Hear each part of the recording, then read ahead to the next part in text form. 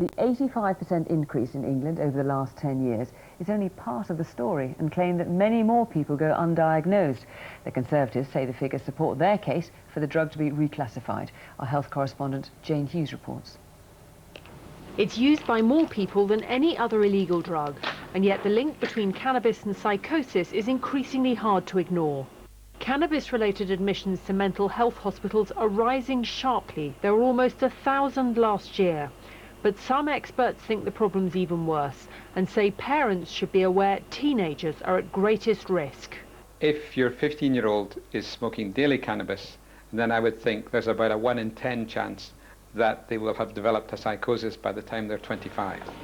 Scientists here at the Institute of Psychiatry have been studying the effects of the active ingredient of cannabis, THC. This is it. Back in the 60s and 70s, there was about 2 or 3% concentrate of this in cannabis. Now it's very much stronger, occasionally up to 18 or 20% concentrate. And the real concern is that those far stronger varieties are far more widely available to young people. People like Jason Pegler, who believes cannabis triggered his manic depression.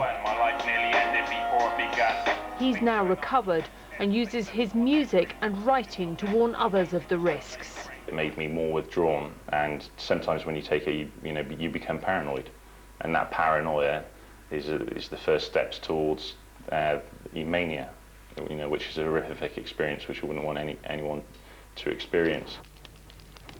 Cannabis was downgraded to a Class C drug 3 years ago. There are now growing calls for it to be reclassified. This causes harm. It is illegal.